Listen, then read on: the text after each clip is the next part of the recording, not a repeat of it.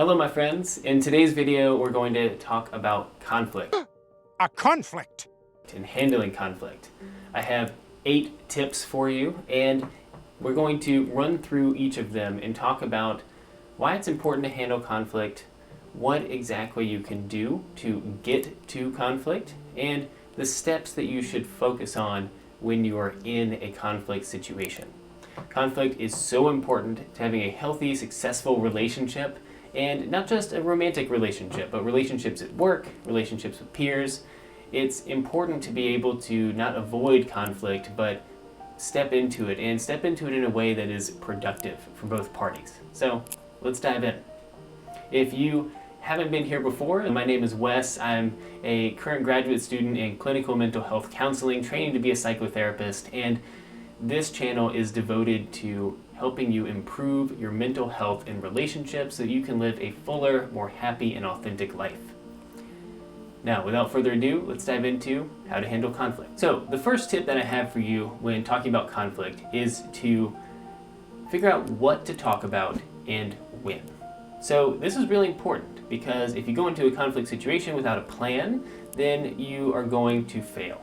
And you're going to activate both parties without getting to a clear resolution. So decide what it is you actually want to talk about. Think about, is it one incident? Is it a pattern of incidents?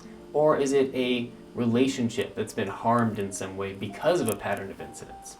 So really think through the problem that you have in front of you and consider, do I want to talk about this one thing, or do I want to wait until this has become a pattern so that I can dive into it then? Oftentimes we talk about something and we dive into the content of it immediately, when in fact what's really the problem is this deeper harm that the pattern of behavior that person has done to us has caused our relationship. Maybe you don't trust them anymore. Maybe you are disappointed in them for the way they've been acting. So think through that and dig into it a little bit more before you decide to speak to this person. The second thing that I want you to think about is when.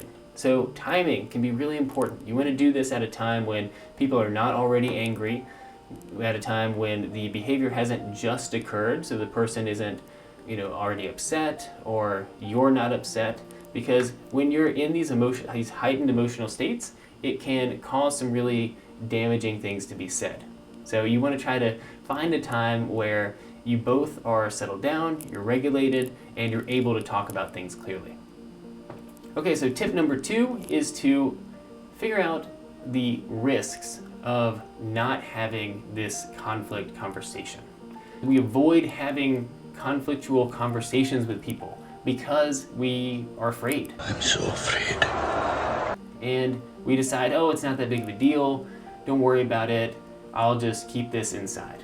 And so when you do that, what happens is that you end up pushing things down, you push things to the side, and it bubbles up to the surface later on in another behavior, in an explosive outburst. I'm in a glass case of emotion! And it's not helpful to you or the person to do that. So before you have the conversation, think about the risks of not having it. Are the risks that you will become contemptuous of your partner or the other person that you're in relationship with because you have pushed this down so long and you decided that it's not worth talking about?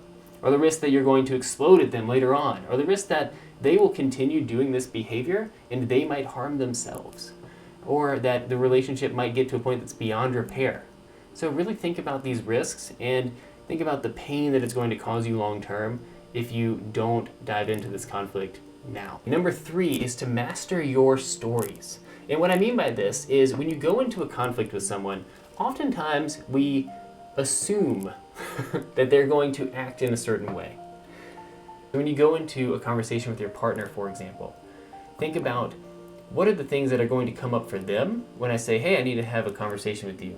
Are they immediately going to be afraid that you're going to break up with them? Are they immediately afraid that you might be really angry? Are they immediately afraid that something bad is going to happen?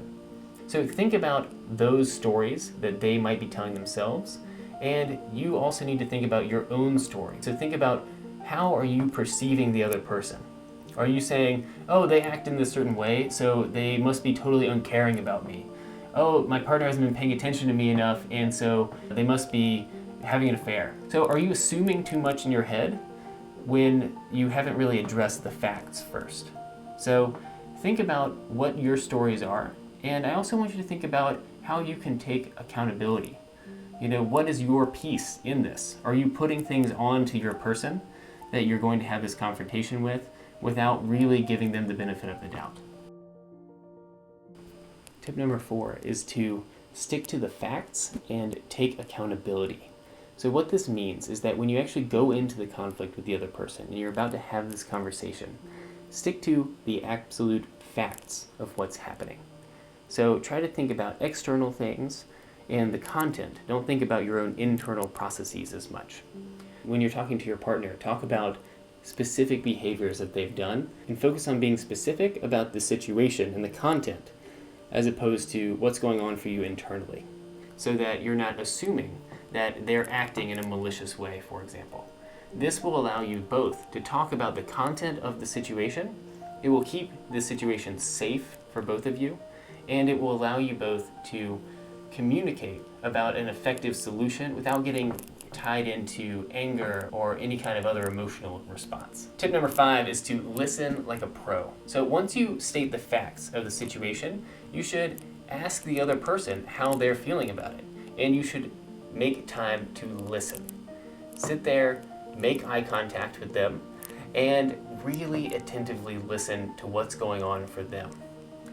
In your head, you may be going through, oh, this sounds like an excuse. Oh, I can't believe they said that. Oh, that doesn't sound valid.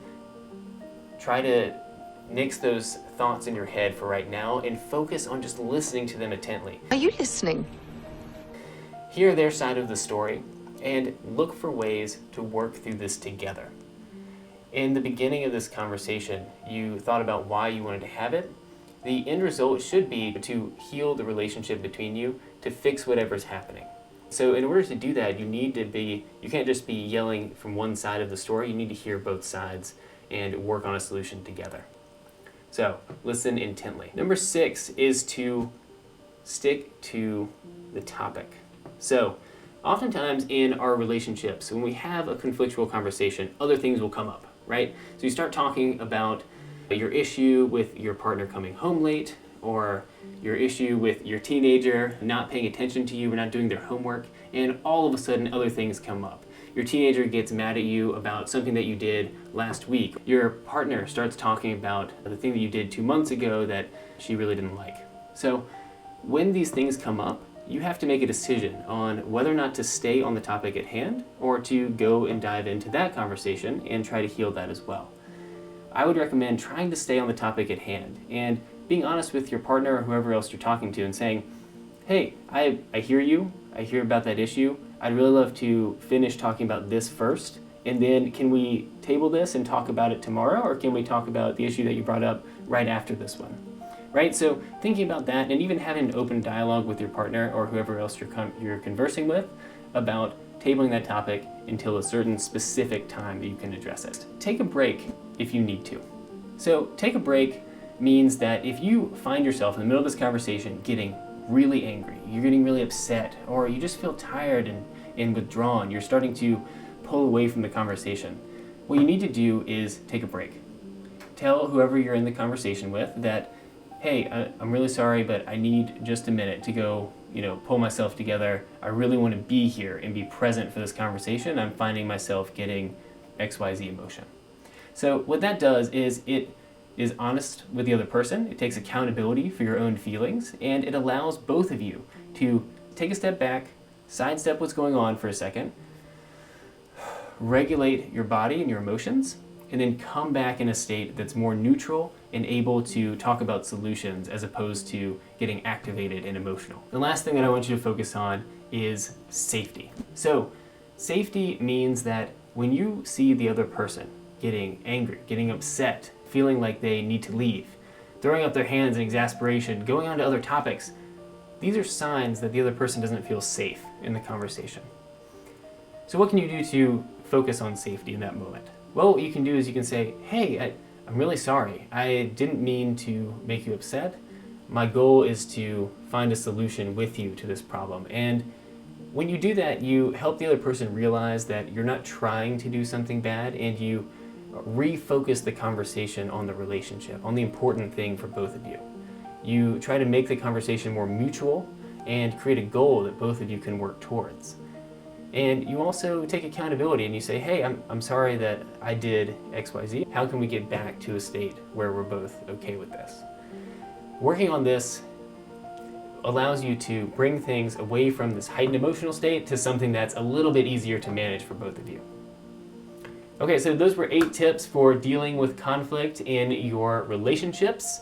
I'll be talking more about the issue of conflict because I think that avoiding conflict leads to so many issues in our romantic relationships and in any relationship in our life. So I'm going to keep talking about this issue, and I hope this video was helpful for you. If you have any questions, write them down in the comments below. I'll be happy to answer them for you.